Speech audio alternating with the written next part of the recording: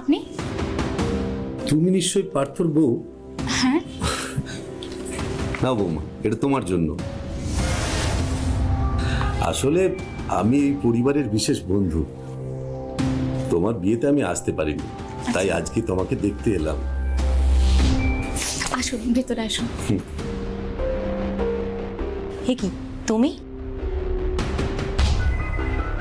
ছেলের বিয়ে দিলে আমাকে নেমন্তন্ন পর্যন্ত করলে না, তাই আজকে আমি নিজে সেদে তোমার বৌমাকে দেখতে এলাম। ও তা বৌমার সাথে আমার আলাপ করিয়ে দেবে না? হ্যাঁ হ্যাঁ মা, উনি হলেন সুনীল বাবু, পার্থর বাবার অফিসের কালিগ। পার্থর বাবা যখন মারা যায় তখন উনি আমাদের সংসারের জন্য অনেক উপকার করেছিলেন। বেশ, আরো একটা যে পরিচয় আছে সেটা তো বললে না। আর একটা পরিচয়? কোন পরিচয়? বলো, যে আমি তোমার ভালো বন্ধু হই। ও হ্যাঁ, উনি আমার ভালো বন্ধুর মতো। থাক থাক মা, সুখী হও। আরে থাক থাক, আমাকে প্রণাম করতে হবে না। তা মা, তোমার নামটা কি যেন? ঈশানী। ঈশানী, বাবা মা, ভারী মিষ্টি নাম। মা দুর্গার নাম। ঈশানী, তুমি এক কাজ করো, তুমি ওনার জন্য এক কাপ চা করে নিয়ে এসো, যাও। হ্যাঁ মা, নিশ্চয়ই বসুন, আমি এক্ষুনি আসছি।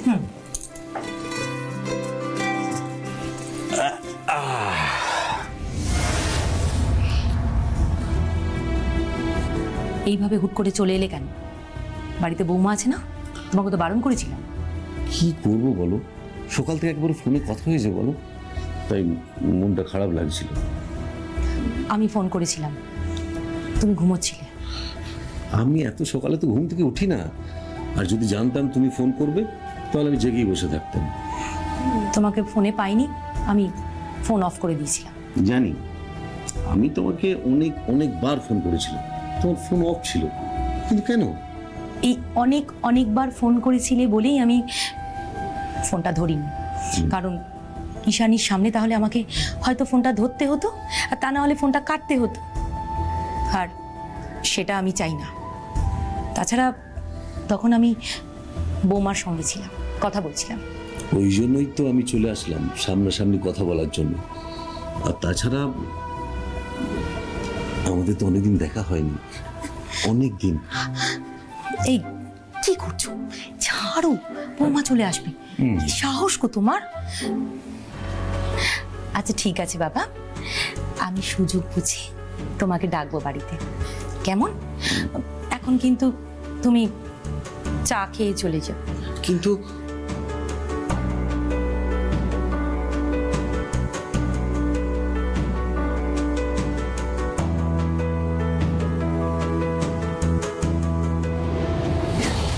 সম্পর্ক একটা অদ্ভুত ব্যাপার। এতে থাকে ভালোবাসা, থাকে টান, থাকে একে অপরকে মিস করা, আর থাকে রাগ, খুনসুটি, বিরহ।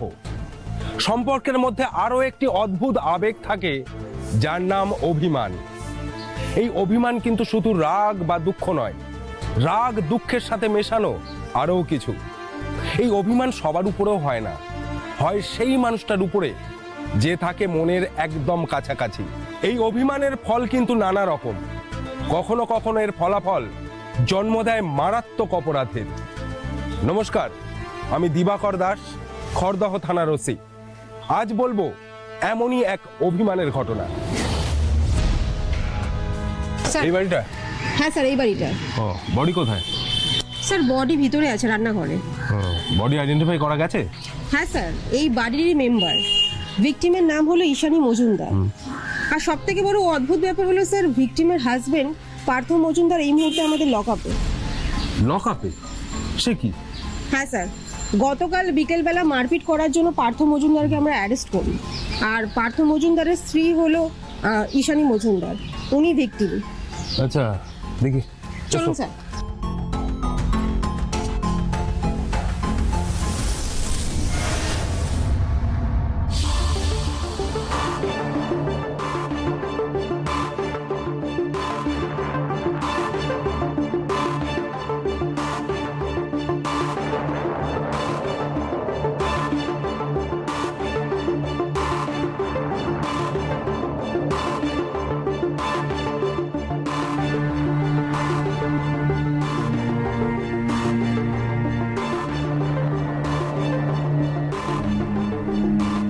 ধারালো কোনো অস্ত্র দিয়ে স্ট্যাপ করে খুন করা হয়েছে। হ্যাঁ স্যার, ফরেন্সিক টিমেরও তাই অনুমান।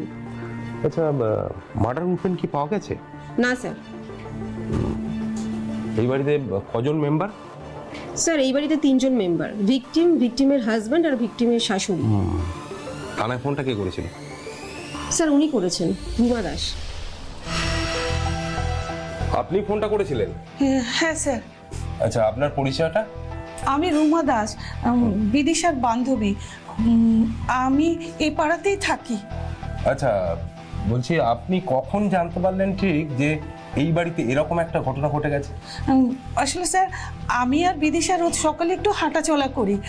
আমি ওকে ডাকতে আসি, আজকে এসে দেখছি সামনের দরজাটা খোলা আর ও বসার ঘরে বসে খুব কাঁদছে স্যার। আমি তখন ওকে জিজ্ঞাসা করলাম, তুই কাঁদছিস কেন? ও প্রথমে কিছুই বলছিল না, বারবার বলাতে তারপরে ও আমাকে হাত দিয়ে ইশারা করে রান্নাঘরটা দেখালো।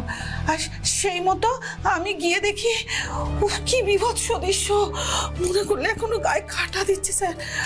আর তারপরে আপনি আমাদের ফোন করেছিলেন? হ্যাঁ ম্যাডাম। আচ্ছা, আপনি আমাকে একটা কথা বলুন তো, এই শাশুড়ি বৌমার একে অপরের সাথে সম্পর্কটা কিরকম? খুব ভালো ছিল স্যার, ও শাশুড়ি বৌমার সম্পর্ক খুব ভালো ছিল। এই এই একটা মাসের মধ্যে বিদিশা একটাও বাজে কথা কখনো ঈশানীর সম্বন্ধে বলেনি স্যার। আর ওই ঈশানীর সাথে ওর স্বামীর সম্পর্কটা? সেটা আমি যতদূর জানি স্যার, ওই টুকটাক স্বামী স্ত্রীর অশান্তি এরকম ছিল, কিন্তু ওদের সম্পর্ক খুব ভালো ছিল স্যার। আপনি কি জানেন পার্থ মজুমদার এখন আমাদের লকআপে আছে?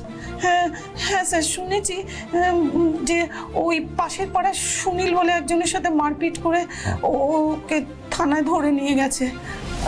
কিন্তু খুব অবাক লাগছে। অবাক লাগছে কেন?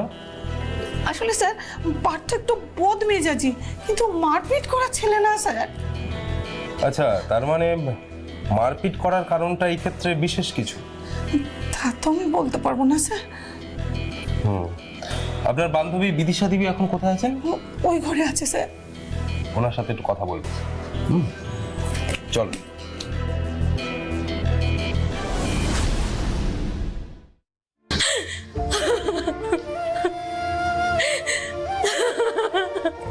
দেখুন আপনি প্লিজ কাঁদবেন না, আপনার কাছ থেকে আমাদের কিছু জানার ছিল। আমার কপাল দোষে আমার নিজের সব কিছু শেষ হয়ে গেল।